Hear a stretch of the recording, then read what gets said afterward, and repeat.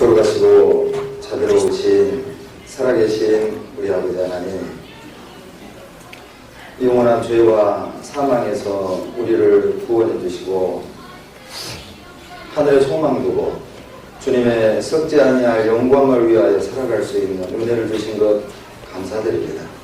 인류 역사 마지막 때 우리를 구원하셔서 이 악하고 더러운 세상에 버려두지 아니하시고 거룩한 몸된 교회 안에 우리를 인도하셔서 시마다 때마다 은혜의 말씀과 뜨거운 교제로 우리를 새롭게 하시고 온전케 하시며 굳건히 세워주시는 은혜를 감사드립니다. 지난 2008년 한 해 동안 우리와 함께 동행하시며 우리를 통해 역사하셨던 것처럼 올 2009년 한 해 또한 주님 우리와 함께 계셔서 우리를 통해 크고 놀라운 주님의 역사를 나타내 보여주시기를 간절히 바라고 원합니다. 이번 청년 동계 수련회로 참석한 모든 주의 청년들이 주님 앞에 일꾼으로 부름받아 헛되지 않은 일에 인생을 다 드리는 기회를 우리에게 허락해 주시기를 간구드립니다. 이 시간 전국 10개 지역에서 주님의 자녀들이 은혜의 말씀을 사모하는 마음으로 교제 중에 있습니다. 그 곳곳마다 성령님이 역사하셔서 우리의 마음을 격동시켜 주시고 주를 향한 뜨거운 마음을 회복시키셔서 주님의 마음을 품고 이루어진 영혼을 건지는 일과 몸된 교회를 섬기며 온전히 세우는 일에 모두가 다 쓰임받고 협력할 수 있도록 도와주시옵소서. 사정으로 인하여 이 자리에 함께하지 못한 우리 형제자매님들, 어느 곳 어떤 형편에 있든지 말씀과 교제를 사모하는 변치 않게 도와주시고 죄와 구별되어 있는 곳곳마다에서 주님의 영광을 다 나타내게 도와주시옵소서. 이 시간에는 그리스도인의 직장 생활이라는 제목을 가지고 주님께 지혜를 간구합니다. 성령님 역사하셔서 어떤 직장을 가져야 되는지, 어떤 마음으로 기도해야 되는지, 어떻게 직장 생활할지, 주님의 자녀다운 직장 생활은 어떤 것인지 우리 각자의 마음에 깨우쳐 주시고 믿음의 분량대로 실천할 수 있도록 능력을 더해 주시고 행여라도 직장에서 상처받고 낙심된 영혼이 있다면 이 시간 고쳐주시고 치료해 주시고 위로하셔서 올 2009년은 우리가 있는 곳마다에서 영혼을 건지며 승리하는 삶이 되게 축복해 주시옵소서. 말씀을 전하는 사람의 입술을 주장하셔서 오직 아버지의 말씀만을 바르게 대언하도록 도와주시옵소서. 예수님 이름으로 감사하며 기도드렸습니다.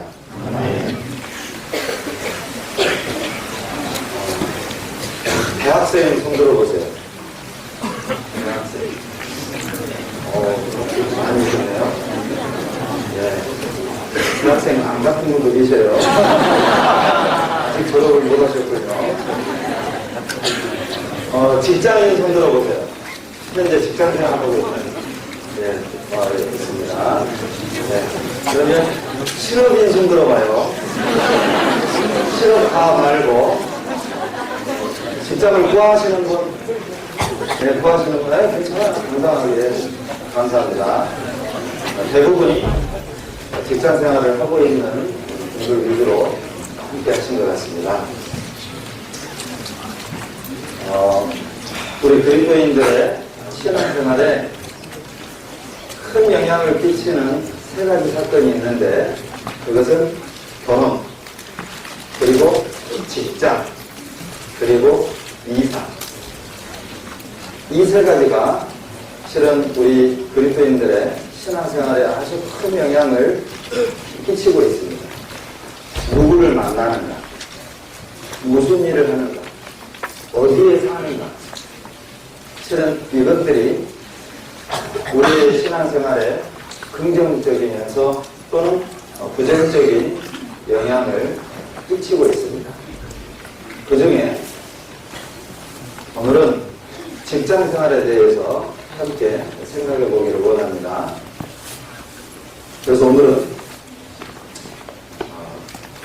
먼저는 우리 그리스도인들에게 직장은 어떤 의미가 있는가, 그리고 왜 직업을 가져야 하는가, 그리고 직장 생활을 위해서, 취직을 위해서 우리가 준비해야 될 것은 무엇이고, 또는 직장 생활을 하는 주님의 자녀들이 준비해야 될 것, 갖추어야 할 것은 무엇이며, 그리고 직장을 선택할 때 무엇을 기준으로 선택해야 되는지, 그리고 마지막으로 어떻게 직장 생활을 해야 하는지, 이 주제를 가지고 함께 하나님의 교훈을 나눠보도록 하겠습니다. 먼저는 직장이 우리 그리스도인들에게 갖는 의미는 무엇인가? 실은 이 제목은 왜 우리가 직장을 가져야 하는가? 일정 부분 겹치게 됩니다. 첫 번째, 주님의 자녀들에게 직장은 어떤 의미가 있는가? 실은 세상 사람들에게는 먹고 사는 수단, 내지는 목적, 그리고 자기 삶을 어떤 영위하는 수단이죠. 그러나 우리 그리스도인들에겐 직장의 의미는 이방인들과 달라요. 여기서 말하는 직장이라는 단어 안에는 두 가지 의미가 들어있습니다. 이해하고 들으세요. 일을 하는 행위, 그리고 일을 하는 장소, 두 가지 의미가 들어있으니까 직장의 의미라는 이 말 안에는 일을 왜 해야 되는가, 일의 의미, 그리고 내가 지금 몸담고 있는 그 직장이 내게 주는 의미, 이 모든 것들을 포함하고 있습니다. 그렇게 이해하시고 들으시면 쉽겠습니다. 첫 번째,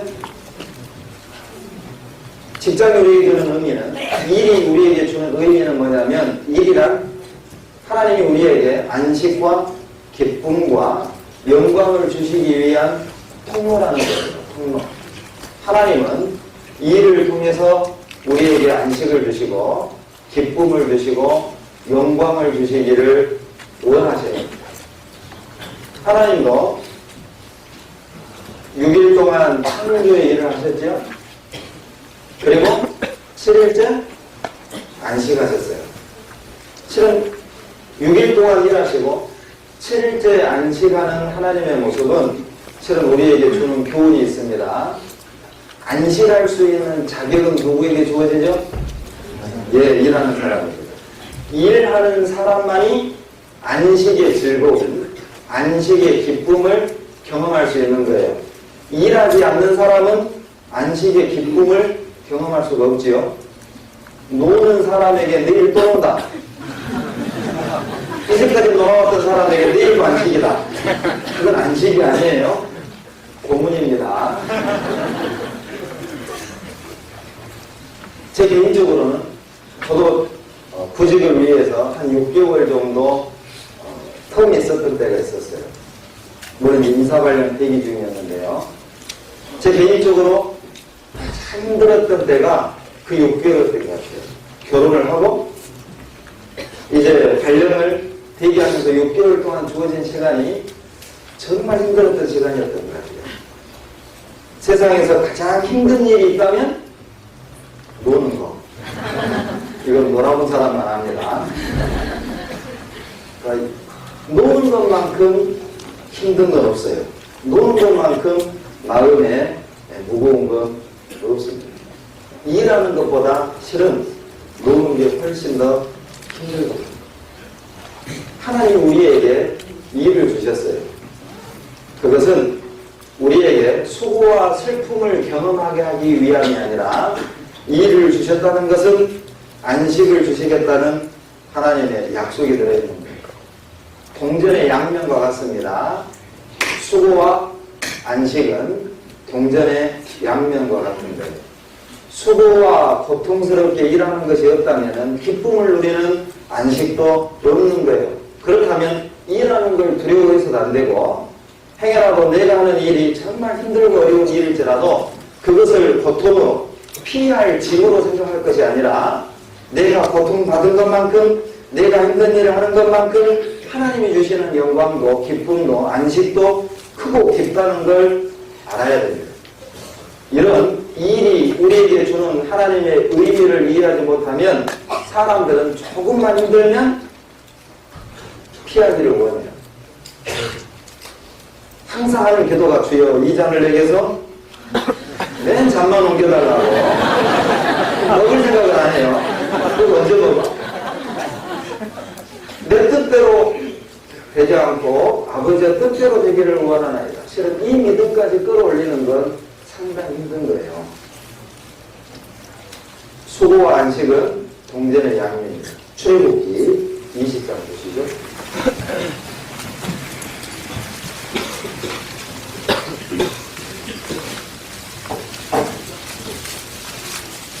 출애굽기 20장입니다.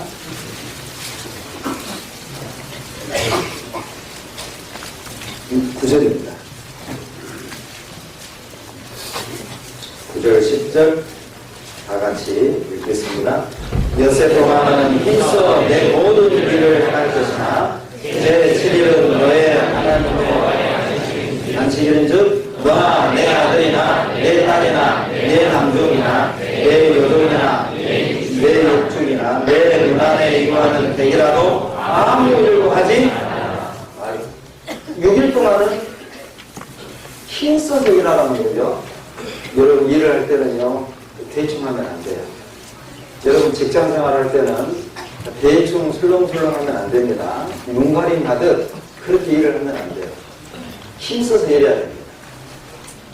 힘써서 일하는 자가 안식에 참 맛을 하는 거거든요. 일을 자기에게 주어진 일을 책임감 있게 분명하고 확실하게 처리하지 않는 사람은 실은 안식의 기쁨, 쉬는 맛도 제대로 모르는 사람입니다. 일이 우리에게 주는 의미는 이렇게 영광스러운 거예요. 노동이 아닙니다. 일 이퀄 영광이다. 일 이퀄 안식이다. 그래서 실은 우리가 일을 해야 되는 거예요. 어떤 목사님이 저보고 이번 테마 교재 주제가 뭐냐고 물었습니다. 예, 제가 이번 테마 주제가 직장입니다. 그랬더니 그 목사님이요 대뜸하시는 말씀이 그래요. 직장이 없으면 좋죠. 역시 여러분도 반응이 무반응입니다. 직장이 없으면 좋죠. 목사님 무슨 소리예요? 위장, 간장, 직장 없으면 죽는다. 어디서 오셨어요? 직장이 없으면 죽죠. 맞습니다. 직장이 없으면 실은 기가 죽죠. 사람의 마음이 죽어요. 힘을 잃어요. 직장이 없으면. 실은 일은 우리에게 많은 의미가 있는데 또 한 가지는 직장을 통해서 어때요? 보람과 만족을 주시는 거예요. 일을 통해서 하나님 우리에게 보람을 주십니다. 전도서 2장 14절 보시죠.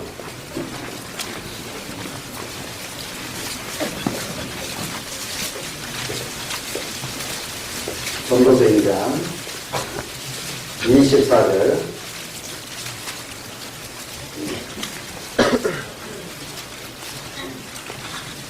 같이 읽어보시겠습니다. 사람이 먹고 마시며 수고하는 가운데서 신령으로 낙을 누리게 하는 것보다 나은 것이 없나니 내가 이것도 본즉 하나님의 손에서 나는 것이라. 좀 어렵죠? 이게 쉬운 번역에 보면 이렇게 돼 있어요. 사람에게는 먹는 것과 마시는 것, 자기가 수고하는 것, 자기가 하는 수고에서 스스로 보람을 느끼는 것, 이보다 더 좋은 것은 없다. 쉬운 번역에 이렇게 돼 있어요. 사람이 스스로 수고해서 얻는 보람을 느끼는 것, 그것보다 더 좋은 것은 없다는 것. 실은 일은 좋은 것이지 일은 회피할 것이 아니라는 것. 왜 일이 좋은 거냐? 일을 해야만 스스로 보람을 느끼는 건데 사람이 일을 통해서 보람을 느끼는 것만큼 좋은 건 없는 거예요. 여러분 인간을 영어로 뭐라고 그래요? 네. 휴먼 빙이라고 하죠. 존재하는 인간이라는 뜻이죠. 인간을 이렇게 표기합니다. 진정한 인간은 누구냐? 누구겠어요? 예, 휴먼 빙. 일하는 사람이 진정한 인간이라는 거예요.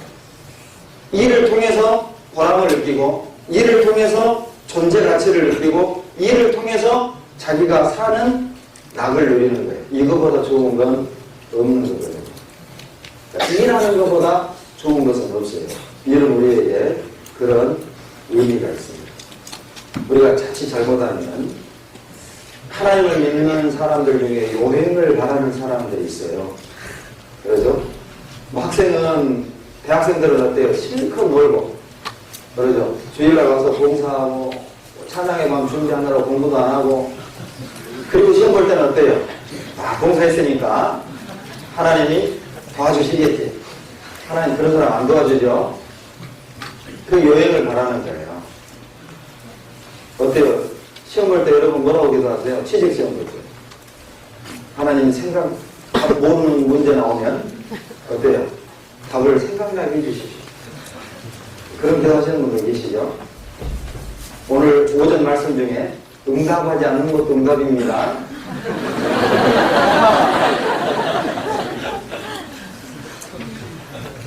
여행을 바라는 거예요.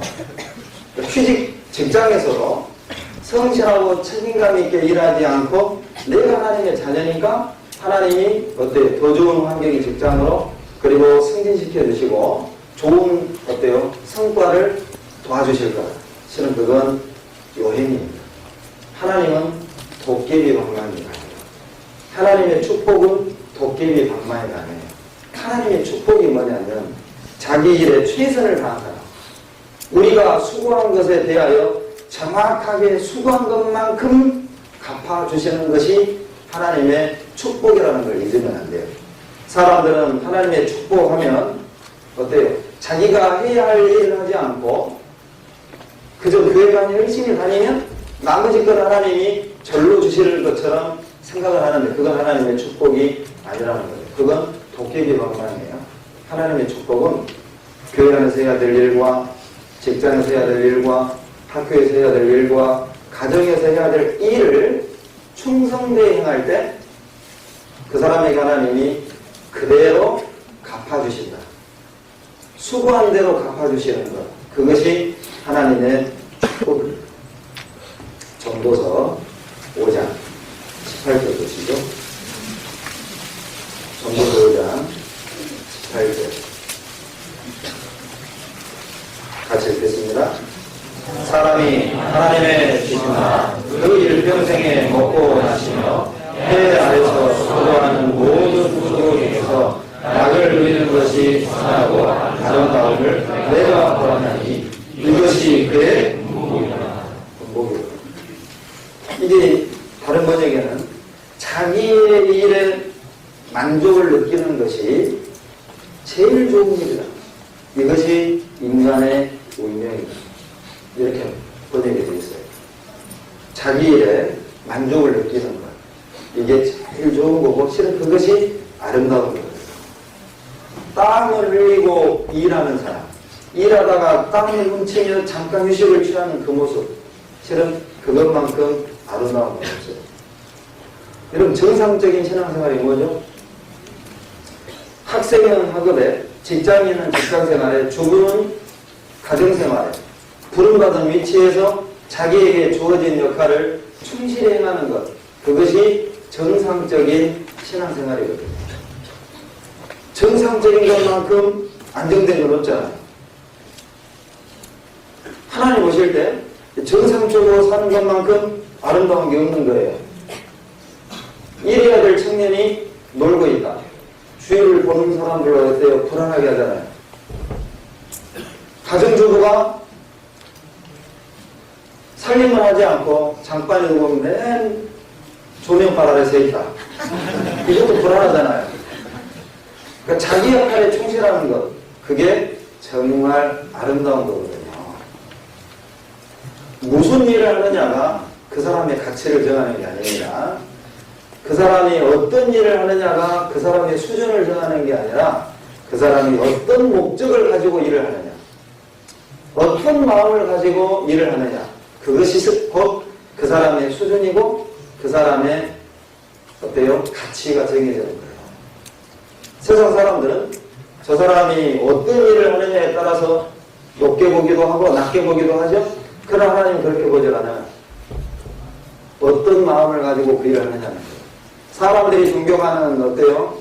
뭐 화이트 칼라가 되고 전문 직종에 근무한다 하더라도 자기를 위하고 그리고 또 밖에서 섬기는 삶이라면 실 하나님 보실 때 그건 정말 수준 낮은 거다. 그러나 비록 사람들이 볼 때 그렇게 인정하지 않는 상비 업종에 종사한다 하더라도 그 일하는 목적과 마음이 하나님의 영광을 위하고 내가 속한 그 직장에서 이루어진 영혼을 건지기 위한 목적을 가지고 그 고난과 수고를 잘 참고 있다면 그 사람은 정말 아름다운 사람. 성경이 이렇게 말하고 있잖아요. 그 사람이 정말 수준 있는 사람이다. 실은 그 사람이 기적이에요. 그 사람이 기적이에요. 하나님이 하늘의 기적. 그래서 하나님 우리에게 일을 주신 것은 영광을 주시기 위함이었어요. 에덴 동산에서 아담에게 일을 주셨죠? 아담에게 주신 일 어떤 일이었어요? 그렇죠. 동산을 지켜라. 동산을 지켜라는 말은 어때요? 마귀의 유혹을 이기라 그 말이거든요.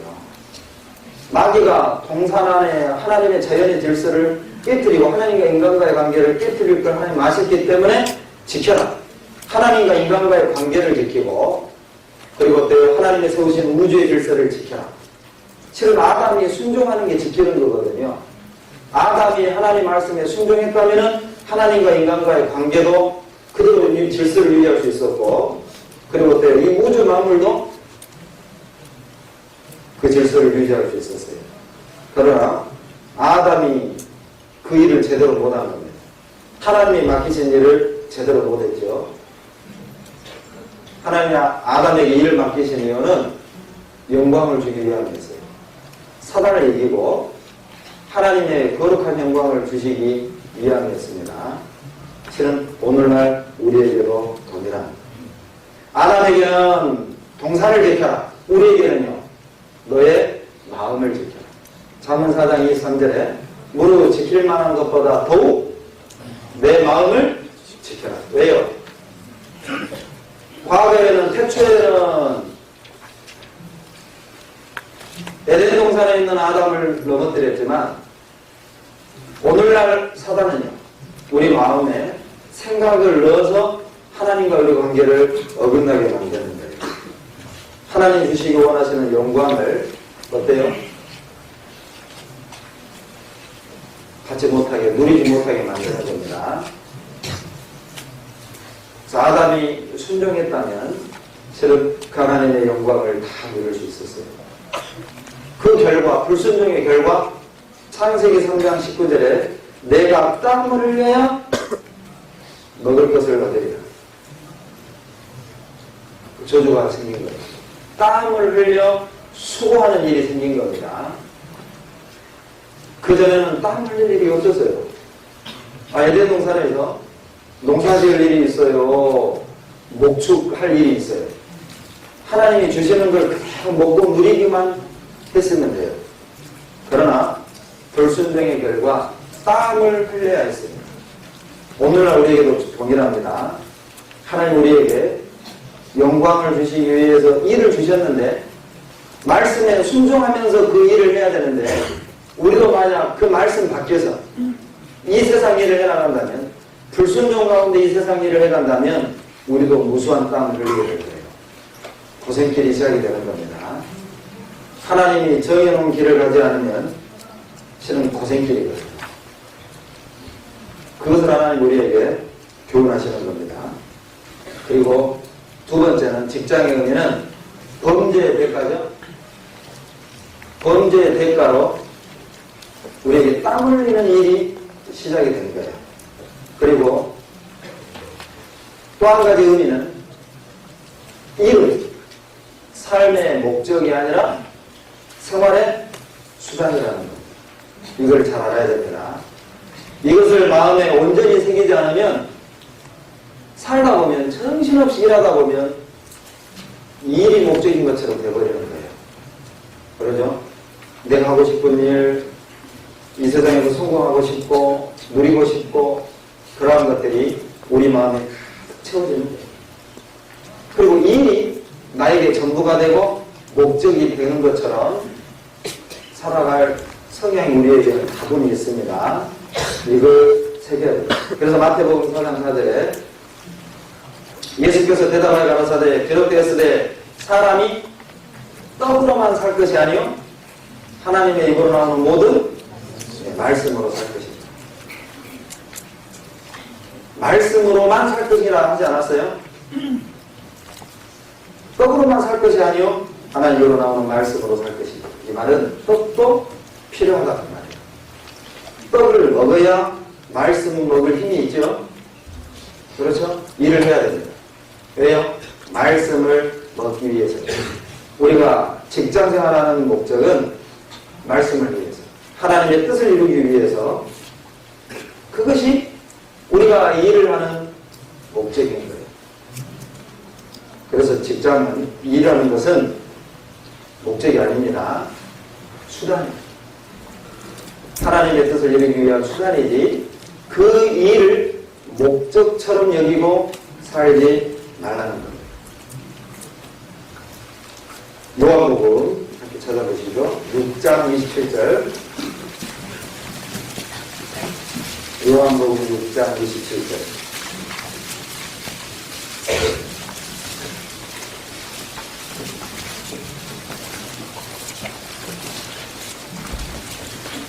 같이 읽겠습니다. 썩는 양식을 위하여 일하지 말고 영생하도록 있는 양식을 위하여 하라. 이 양식은 인자가 너희에게 주리니 인자는 아버지 하나님의 인치신 자신이라. 썩는 양식이 있고 썩지 않는 양식이 있는데 내가 일하는 목적이 무엇이냐? 썩는 양식을 위해 일하냐? 그렇지 않으면 썩지 않을 양식을 위해서 일하냐? 목적을 분명히 하라는 거예요. 여러분, 백화점 그 왕이라는 별칭을 가진 그리스도인이 있죠? 네, 존 워너 메이커입니다. 존 워너 메이커.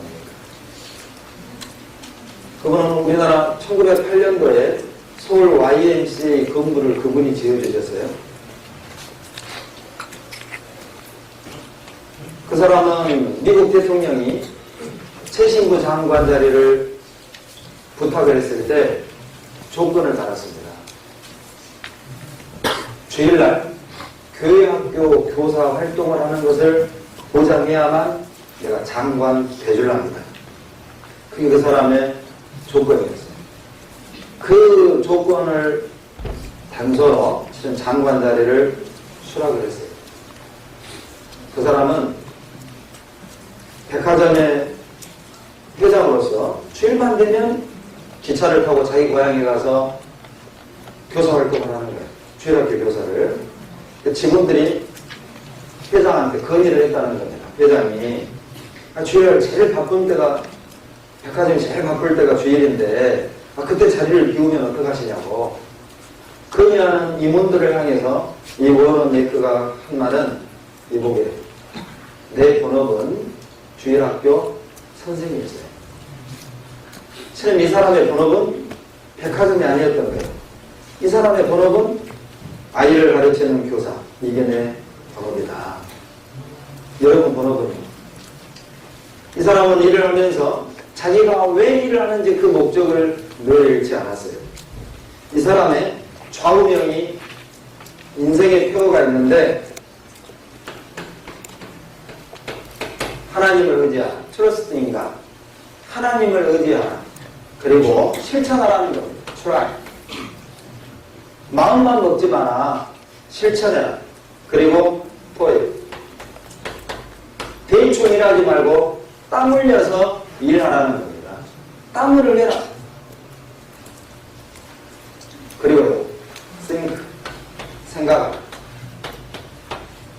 주님을 의지하고 주님의 영광을 위하여 사는 것이 결코 헛되지 않다는 것을 늘 생각하라는 겁니다. 내가 헛된 길을 가고 있는지, 내가 정말 썩을 양식을 위해 일하고 있는지, 내가 썩지 아니할 양식을 왜 일하고 있는지, 직장이 목적이 되어 살아가고 있는지 아니면 수단으로 살아가고 있는지 항상 기억하라는 거죠. 우리의 교훈이 됩니다. 실은 우리가 가지고 있는 그 직장은 부업이에요. 부업. 본업은요. 여러분의 본업은 무엇이에요? 전도하는 거예요. 전도하는 거. 내가 속한 그 직장에서 이뤄진 영혼을 건지고 주님의 영광을 드러내는 것, 실은 그것이 우리 본업이에요. 그것을 위해 하나님이 지금 내가 속한 그 직장에 보내주신 거예요. 그게 내 본업이라는 본업이 무엇인지를 안다면은 지금 그 직장의 환경이 무엇이든 간에 문제는 되지 않습니다. 시편 119편 165절에 주의 법을 사랑하는 자에게는 큰 평안이 있나니 저에게는 뭐가 없어요? 장애물이 없어요. 장애물이 없다는 말은 장애물이 있는데 장애가 되지 않는다는 뜻이죠. 장애물은 있는데 이게 장애가 되지 않는다는 거예요. 목적이 분명한 사람. 내가 지금 왜 이 직장을 다니는지, 하나님 나에게 이 일을 왜 허락하셨는지, 그것이 분명한 사람은 큰 평안이 있어요. 직장의 환경이 어떻든 간에, 수입이 어떻든 간에. 그것이 우리에게 기쁨을 주는 거예요. 여러분, 직장에서 주는 급여가 우리에게 큰 평안을 보장해 주지 않습니다. 우리가 일하는 직장의 근무 조건이 우리에게 큰 평안을 보장해 주지 않는다는 거예요. 그러나 우리가 이 목적을 분명히 하지 않으면 마치 급여가 우리의 평안을 보장하는 것처럼 직장 근무 여건이 마치 내 삶의 평안을 보장하는 것처럼 착각하는 거예요. 감사보다는 불평, 충성되게 직장 다니기보다는 어떻게 옮길까? 그런 마음으로 살게 됩니다. 기억하십시오. 우리가 일을 하는 것은 목적이 아니라 수단입니다. 직장의 네 번째 의미는 직장은 밭이라는 거, 밭. 전도밭입니다. 그래서 마태복음 18장 38절 13장에 보면 농부들이 자고 있을 때 어때요? 원수들이 와서 가라지를 끌고 가죠. 그 밭은 마태복음 13장 38절에 보면 그 밭은 세상입니다. 세상. 우리에게 세상은 무엇입니까? 밭입니다. 전도밭이에요. 알곡을 거두는 밭이라는 거예요. 어제 저녁에 배운 말씀대로 과거 청교도들의 캐치프레이즈가 어린 양의 수고한 것을 거두러 가요. 2000년 전 주님이 십자가에서 뿌린 그 영혼들, 구원의 열매들을 거두는 밭이 직장입니다. 시편 16편 6절입니다.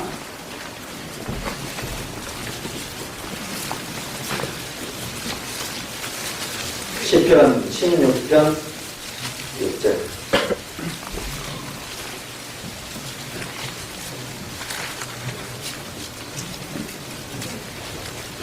같이 읽겠습니다. 내게 줄로 재어준 구역은 아름다운 곳에 있으며 나의 구역이 실로 아름답다. 하나님이 우리에게 줄로 재어준 구역이 있다는 거죠. 바로 그것이 여기 앉아있는 우리들에겐 일터입니다. 직장입니다. 그 직장은 어때요? 나의 기업이 실로 아름답다. 하나님이 내게 기업으로 주신 것, 일터로 주신 것, 그건 아름다운 거죠. 여러분, 하나님이 왜 나에게 그 세상에 많은 직장 가운데 지금 하고 있는 그 직장으로 인도하셨을까요? 나에게 적당한 직장을 주신 거예요. 믿음으로 보면 그래요. 육신의 눈으로 보면 정말 옮기고 싶고 피하고 싶고 내 마음에 들지 않지만 믿음의 눈으로 보면 정말 나에게 맞는 직장을 주셨다는 거죠. 영혼 던지기에 하나님 영광을 나타내는 데에 적당한 직장을 주신 거예요. 다른 번역에 보면 주께서 나에게 주신 선물은 정말 아름답고 귀한 것입니다. 실은 그 기업이 우리가 일하는 그것은 하나님이 내게 주신 선물이라는 거죠. 그것도 아주 귀한 선물이잖아요. 우리가 이 믿음으로 직장이 전도의 가치다라는 사실을 안다면 우리는 아마 쉽게 마음이 불편하다고 내지는 인간관계가 껄끄럽다고 그리고 그 외에 여러 가지 가벼운 이유 때문에 쉽게 직장을 옮기는 일은 하지 않을 겁니다. 여러분 그리스도인들이요 우물을 파도 깊게 팔 필요가 있어요. 조금 해봐가지고 어렵고 힘들면 고난을 통과하기보다는 회피하고 쉽게 옮기려 하는 것은 그리스도인 사원 행동이 아니에요. 여러분 고난이라는 것은 통과하는 것 말고는 길이 없습니다. 힘들어서 옮긴다면 여러분 더 힘든 환경을 만나게 될 거예요. 쓰레기차 피하다가 뭘 만나요? 똥차 만나요.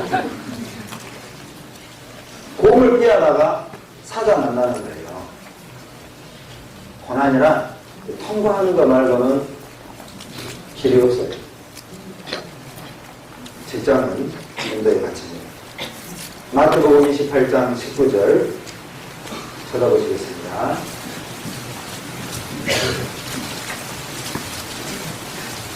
마태복음 28장 19절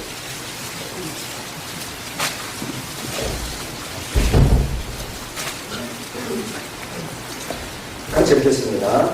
그러므로 너희는 가서 모든 족속으로 제자를 삼아 아버지와 아들과 성령의 이름으로 세례를 주고 너희는 가서 여러분 모든 족속을 만날 수 있는 곳이 어디예요?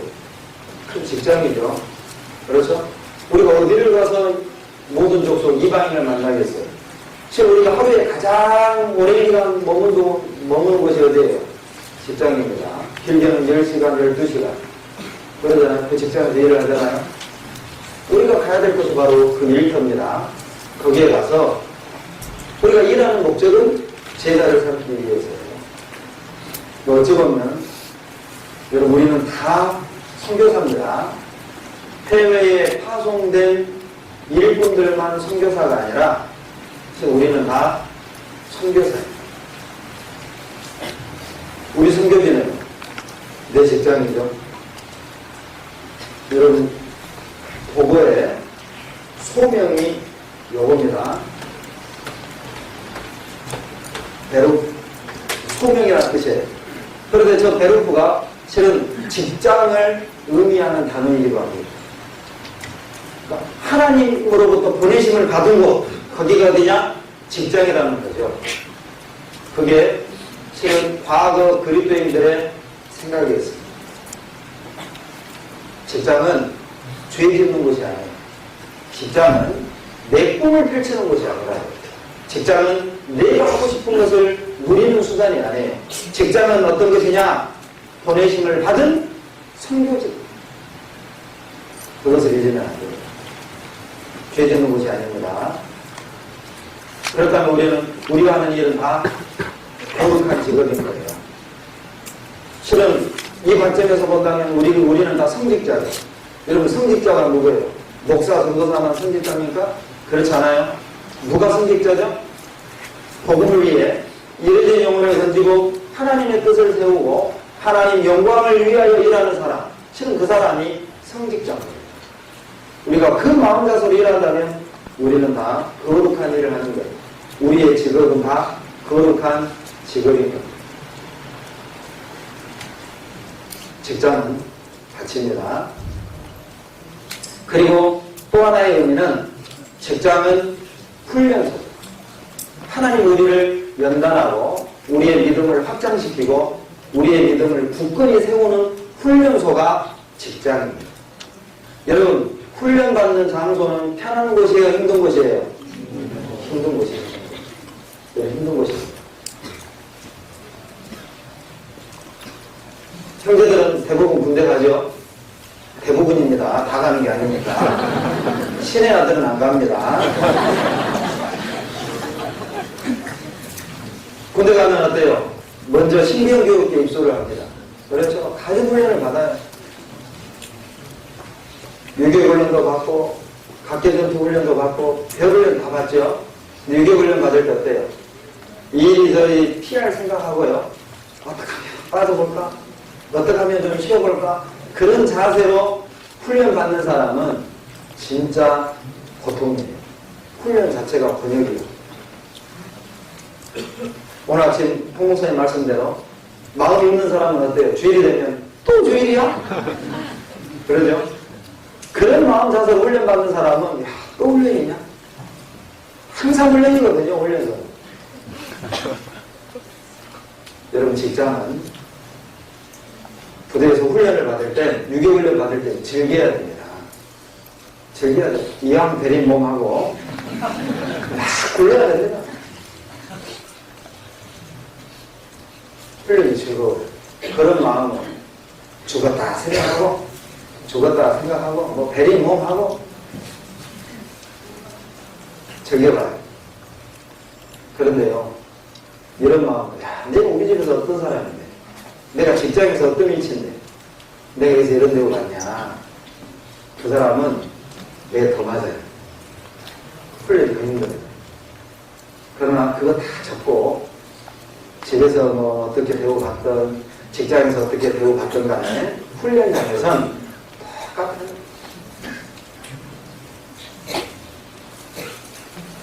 별을 단 이 장군들도요, 소장, 중장, 대장들과 별 4개, 2개, 3개 이 스타들도요, 별을 붙일 때나 이게 위험해 보이고 폼이 나요. 그러나 그 장성들도 훈련받으러 들어오거든요.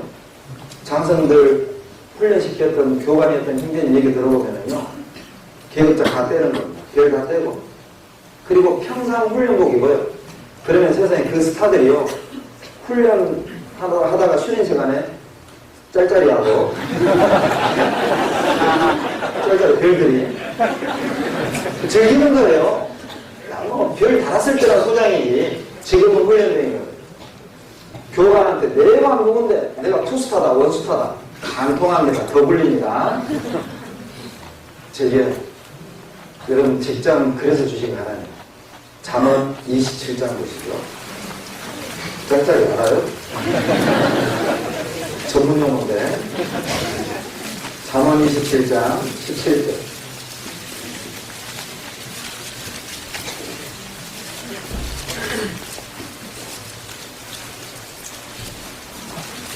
같이 읽겠습니다. 저희 저를 날카롭게 하는 것 같이 사람이 그 친구의 얼굴을 빛나게 합니다. 여러분, 직장생활 하다 보면 마음에 맞는 사람만 만나는 거 아니에요. 그렇죠. 갈수록 좀 이상한 사람들 많죠? 저는 괜찮죠? 갈수록 이상한 사람이 많아요. 정말 이렇게 대화 나누다 보면 저 사람 정상인가? 이런 의구심이 첫 번째는. 그런 사람들도 참 많아요. 저분이 뭐 집안에 좀 내력에 뭐 문제가 있는 사람 아닌가? 그런 어떤 의아심을 살 정도의 언행을 하는 사람들이 참 많습니다. 이유 없이 힘들게 하는 사람 있잖아요. 그렇죠. 괜히 나를 미워해. 교회 간다고 말한 그날부터 미워해. 술 안 먹는 그날부터 전문용어로 갈구는 거예요. 그런 사람들 꼭 있거든요. 여러분 어딜 가나 있습니다. 학교에도 있고 심지어는 집에도 있어요. 그런 사람들이 있어요. 힘들게 하는 사람들이 있어요. 근데 기억하셔야 됩니다. 왜 하나님이 나에게 내 옆에 그런 사람을 두셨겠는가? 엘리자베스 키블러로스라는 사람이 쓴 인생 수업이라는 책이 있어요. 그 책은, 엘리자베스 키블러로스는 호스피스 운동의 선구자입니다. 호스피스가 아니에요. 호스피스입니다. 암에 걸려 죽어가는 사람들의 임종을 옆에서 편안하게 하도록 돕는 사람입니다. 근데 이분이 102명의 임종 전 암 환자들을 인터뷰한 내용을 책으로 쓴 것이 인생 수업이라는 책이에요. 그 중에 임종을 앞둔 사람들이 살아있는 자들에게 유언처럼 남기는 5가지 교훈 중에 하나가 뭐냐? 당신 가장 가까이 옆에 있는 사람이 당신에게 가장 필요한 사람이라는 걸 잊지 말라. 실은 임종을 앞둔 그들의 유언이었어요. 여러분, 누구하고 가장 많은 갈등이 있죠? 누구하고? 그래도 가까이 있는 사람입니다. 가족일 수도 있고, 친구일 수도 있고, 직장 동료일 수도 있어요. 가까이 있기 때문에 갈등이 있는 거예요. 그런데 왜 나를 힘들게 한 그 사람들을 하나님이 내 곁에 두셨겠냐? 그건 나에게 정말 필요한 사람이기 때문입니다. 그들은 죽음 직전에 그걸 깨달은 겁니다. 실은 이게 성경이 그걸 말하고 있거든요. 27장 17절이 그런 뜻이냐. 사람이 그 친구의 얼굴을 빛나게 합니다. 철철을 아까롭게 하잖아요. 대장간에 보면 쇠망치로 달굴 쇠를 때려서 낫도 만들고 홍이도 만들고 철을 날카롭게 하는 것처럼 사람이 그 친구를 빛나게 하느냐. 이게 다른 번역에 보면 사람은 이웃과 비교되며 살아야 빛나게 된다. 다듬어진다. 그렇게 번역이 되어 있습니다. 여러분요, 인간다운 인간은 인간을 통해 만들어져요.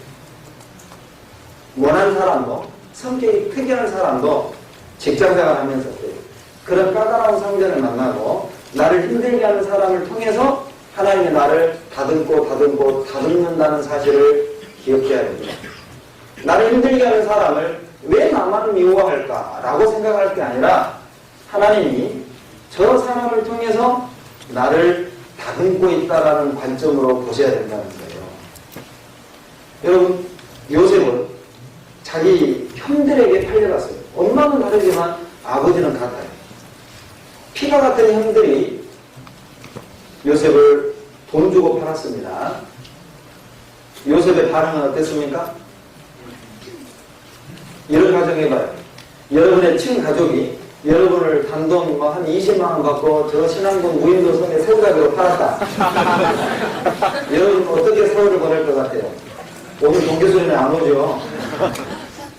아마 그 섬에서 칼 갈고 있으려고 거예요. 여기서 두고 보자.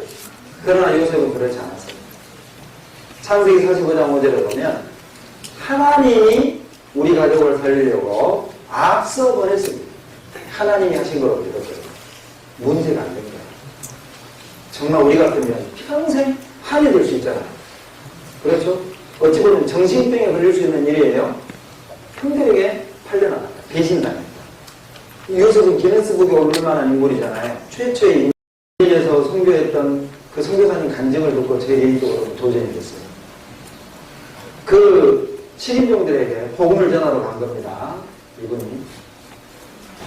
그런데 식인종들하고 첫 대면인데 이 식인종 초장이요. 우리 원주민 초장이 가장 좋은 요리를 대접을 하는 거예요. 선교사님이. 그들에게 가장 좋은 요리가 뭐냐면 원숭이 골입니다. 원숭이 머리를 대충 그을려가지고요. 그 머리를 이렇게 돌로 이깁니다. 그러면 뼈 조각, 타다남은 원숭이 털, 고기 덩어리 그리고 돌가루가 범벅이 되는 거예요. 그것을 주먹밥식으로 딱 해가지고 하나 주는 거예요. 이 선교사님이요. 이걸 먹어 말어. 그런데 어때요? 전도하러 왔잖아요. 전도하려면 이걸 먹어야 되거든요. 입에 딱 넣은 겁니다. 씹을 수가 없는 거예요. 돌 때문에. 그래서 눈을 찔끔 감고 꿀꺽 삼킨 거예요. 그걸 본 추장이 야, 잘 먹네. 하나 더 먹어.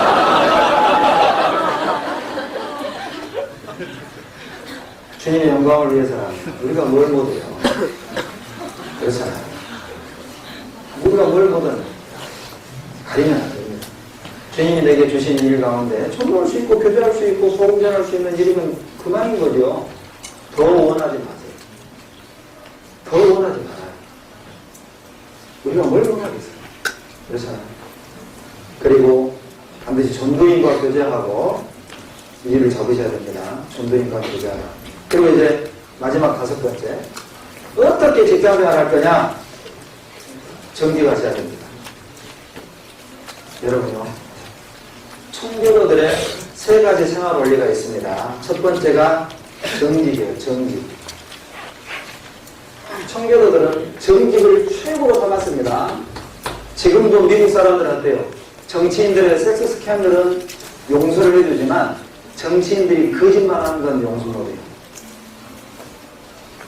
거짓말을 가장 싫어하는 거예요. 청교도들이. 여러분요, 정직해야 됩니다. 왜 청교도들은 제1의 삶의 원리로 정직을 꼽았는가? 그건 신정의식 때문에 그래요.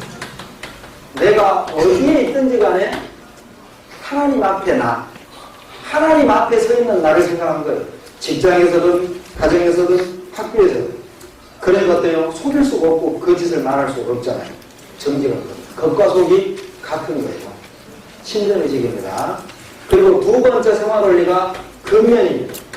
내가 일하는 이 일의 종류가 무엇이든 간에 늘 자부심을 가졌어요. 왜? 이건 하나님의 섭리의식 때문에 그래요. 하나님이 주신 직장이라는 믿음이 있었던 겁니다. 하나님이 주신 일이다. 그렇기 때문에 어떤 직종의 일이든 간에 즐거운 마음으로 일을 했어요. 그죠? 그리고 세 번째 생활원리가 뭐냐면 절제입니다. 이것은 하나님 주인의식입니다. 내게 있는 모든 것이 하나님 것이라는 거예요. 시간, 물질, 젊음. 그래서 어때요? 청교도들은 자기를 향해서는 철저하게 인색했습니다. 그리고 아끼고 아껴서 어때요? 복음 전하는 데 다 던지는 거예요. 복음 전하는 데 다 던지는 거예요. 우리 직장자라는 그리스도인들에게 필요합니다. 그리스도인이 가져야 될 생활의 원리죠. 그리고 두 번째, 직장사라는 우리들에게 필요한 게요. 좋은 관계를 맺어야 됩니다. 여러분 직장에서요, 나쁜 사람이라는 말을 들으면 안 돼요. 인색한 사람이라는 말을 들으면 안 되고요. 이기적이다, 개인적인 사람이다. 그리스도인들이 그런 말을 들으면 안 됩니다. 그리스도인에게 어울리는 단어는 희생, 헌신, 나눔, 섬김 이런 것들이잖아요. 그리스도인이라는 단어에 어울리지 않는 것, 이기심, 그러죠? 인색, 그렇잖아요. 어울리지 않는다는 거예요. 좋은 관계를 맺어야 됩니다. 디모데전서 3장 7절입니다.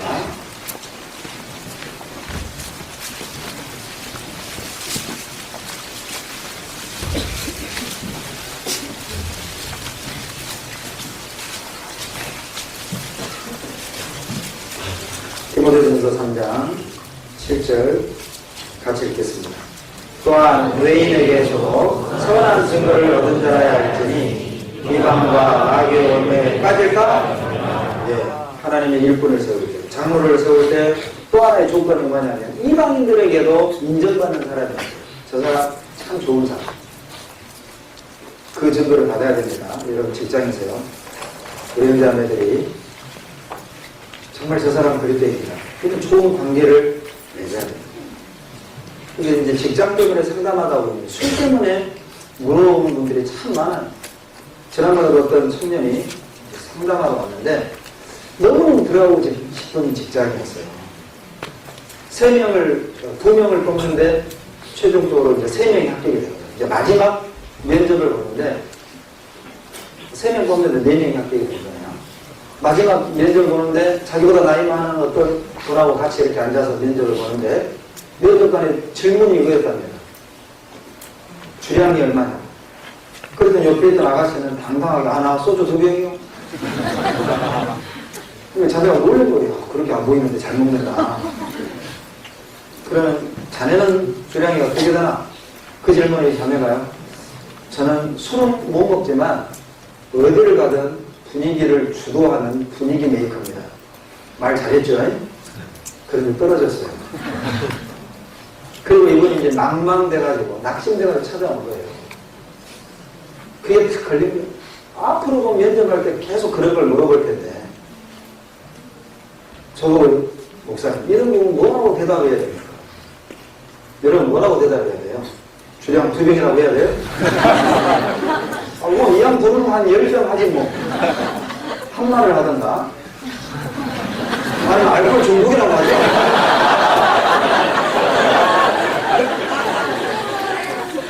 자네는 2병 뭐 주량 술 못 먹는다고 해서 떨어진 게 아니라 그래서 떨어진 게 아니거든요. 그 회사는 그 자매님이 들어갈 회사가 아니에요. 면접 때 그걸 물어봤다면 들어갈 회사가 아니잖아요. 그렇잖아요. 하나님이 바꾼 거라. 만약 자매님이 거짓말하고 들어갔더니 자네는 거기서 알코올 중독자 됐습니다. 맨날 의지가하라고 그러잖아요. 그게 아니고 여러분, 좋은 인간관계는 술을 먹어야만 좋은 관계를 맺는 게 아니에요. 그걸 아셔야 됩니다. 제가 아는 어떤 분은요, 직업이 경찰이에요. 지금 그분이 전병이 되셨어요. 생각해봐요. 경찰은 계급사회잖아요.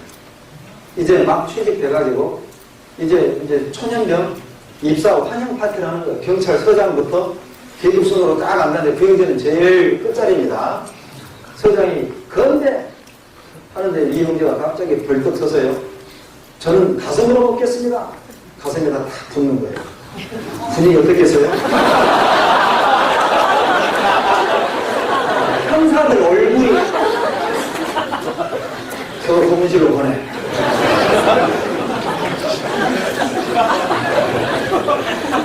그런데 지금 중간이지만 그분은요, 실력이 있었어요. 실력. 좋은 관계는 술력으로 맺는 게 아니에요. 여러분, 술력보다는 실력이 있어야 돼요. 실력. 인정을 받은 거예요. 멋진 거지. 얼마나 멋있어요. 여러분요, 술 잘 마시는 사람은 어디에서 필요해요? 술집에서 필요해요. 노래방이나 술집에서 필요해요. 회사에서 필요한 사람이에요. 실력입니다. 실력이. 술 못 먹어서 좋은 관계를 못 맺는 게 아니에요. 여러분, 아침 일찍 먼저 출근해봐요. 다른 사람보다 1시간 먼저 출근해서 직장 동료들 책상 좀 닦아놓고, 네? 그리고 뭐 쓰레기 좀 탁 비워놓고, 그리고 포스트잇에다가 오늘도 행복한 하루 되세요. 멋지지 않아요? 나만 이상한 사람 되네. 뭐 호응이 좀 있어야지. 그게 어려운 게 아니에요. 그리고 직장 동료들요, 애경사를 기억해냈다가 카드 보내고, 이번에 이제 연합장 같은 거 보내고, 간단하거든요. 간단하죠. 좋은 관계를 맺어야 됩니다. 그때 인정을 받는 거예요. 그리고 돈에 집착하면 안 됩니다. 직장생활 하면서요, 돈을 좀 빨리 벌어야 되겠다. 그런 마음 가지면 안 돼요. 디모데전서 6장 보시고요.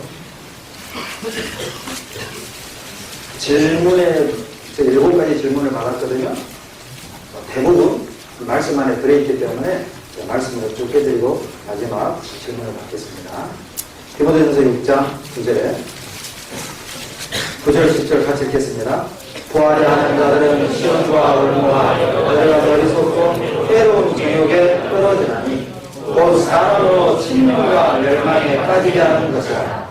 돈을 사랑함이 일만하게 뿌리가 되나니 이것을 사모하는 자들이 미혹을 받아 믿음에서 떠나 많은 회심으로써 자기를 찔렀다. 미혹을. 부활을 하는 자들은 시험과 얼마 여러 가지 여기서 회로운 정욕에 떨어집니다. 믿음에서 떠나게 돼요. 여러분, 급한 마음 먹지 마요. 하나님이 주시는 것만큼 누리고 사는 겁니다. 정말 그리스도인들이 버는 훈련보다도, 물질을 취하는 훈련보다도 먼저 감사하는 훈련을 받아야 돼요. 앞에 7절 6절부터 7절 같이 읽겠습니다.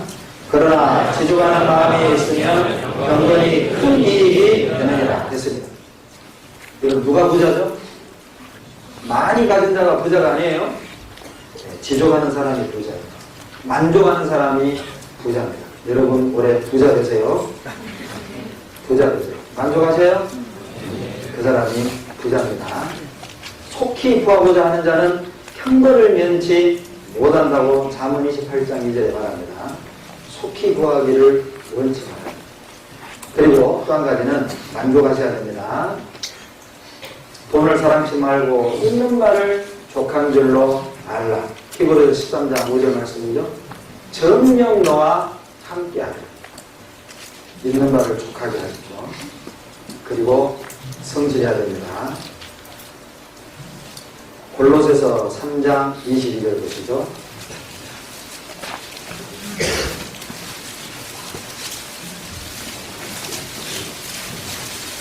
골로새서 3장 22절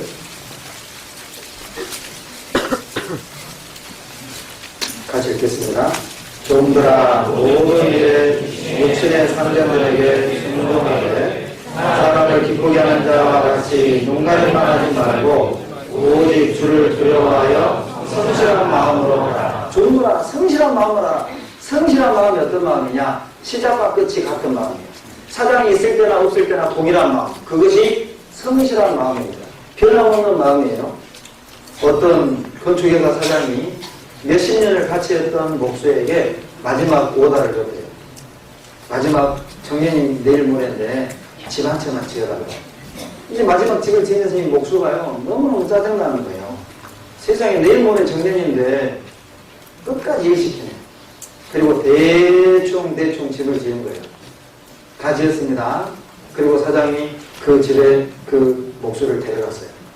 30년 동안 학교줘서 고맙다고. 이 집 당신에게 준 선물이다. 땅치 왜 하는 거예요? 비세는데. 성실이 끝까지 가는 게 성실. 처음과 끝이 가는 거예요. 누가 입혀놓던 똑같은 마음. 그게 성실입니다. 그리고 부지런하셔야겠죠? 마귀도 게으른 사람 안 쓴다고 그러잖아요. 세상에서 가장 불쌍한 사람이 누구예요? 마귀에게 버림받은 사람이에요.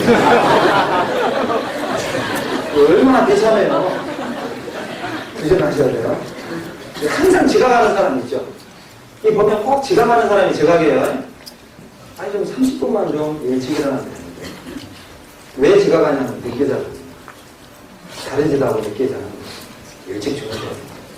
일찍 일어나고 일찍 자고 일찍 일어나야 돼요. 그게 건강한 어린이죠. 건강한 어린이는 새나라의 어린이는 일찍 자고 일찍. 그리고 질서에 순종하셔야 됩니다. 그리스도인들이요 막 강성노조가 돼가지고 앞에서 북치고 장구치면 안 돼요. 아시죠? 어쩔 수 없이 노조에 가입해야 된다면 그거는 가입하는 건 괜찮죠. 그러나 적극적 활동은 자제하셔야 돼요. 왜? 로마서 13장 1절의 명령 때문에 그래요. 보십시다. 로마서 13장 1절.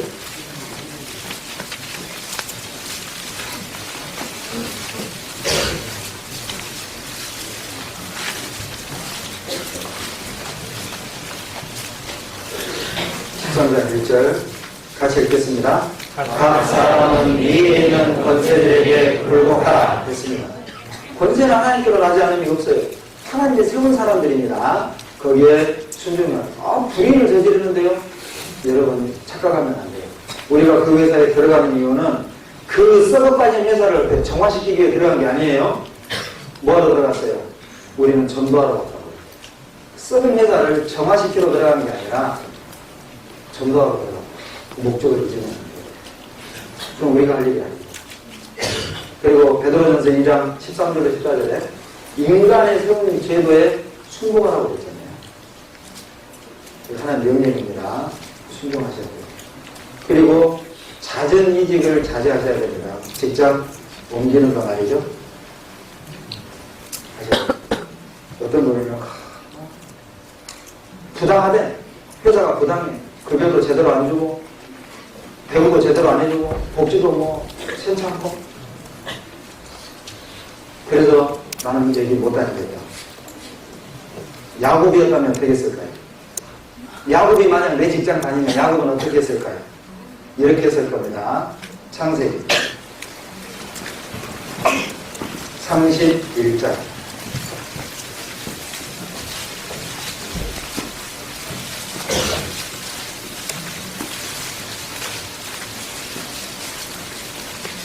창세기 31장 40절입니다.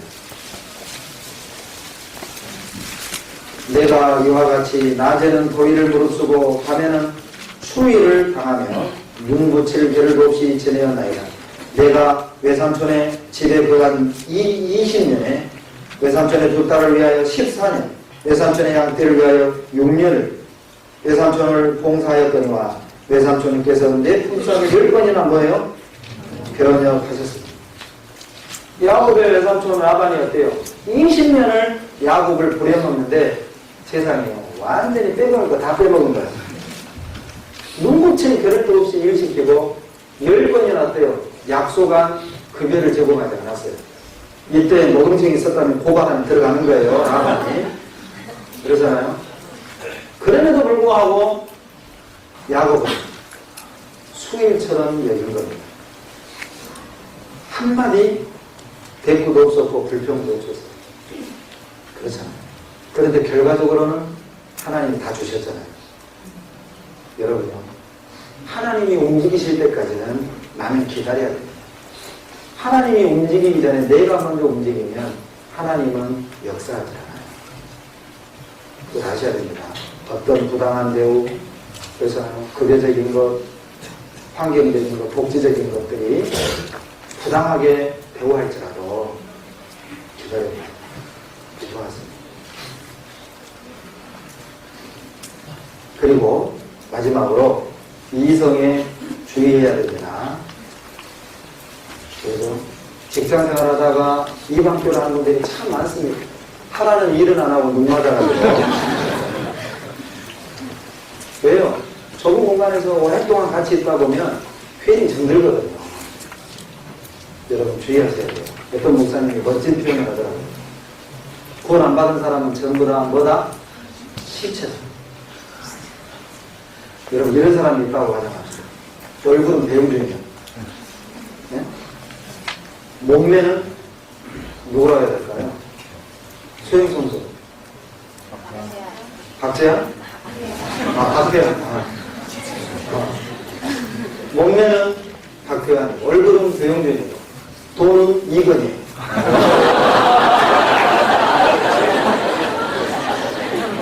그런 멋진 남자가 있어요. 그런 멋진 남자가. 그런데 죽었어요, 그 사람이.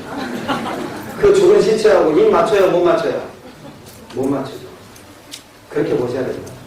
아무리 직장 그 사람이 멋지게 보이고 핸섬해 보이고 그러잖아요. 젠틀해 보여도 시체하고 입 맞추는 사람 없잖아요. 우리는 그 시체와 함께 하려고 취직한 게 아니라 그 시체를 살리려고 취직했다. 어떤 목사님도 표현합니다. 멋지잖아요. 그리고 그 마음을 잊으면 안 돼요. 자칫 잘못하면 정말 신앙의 중심을 잃어버리게 됩니다. 오늘 5가지에 대해서 우리가 함께 생각해 봤습니다.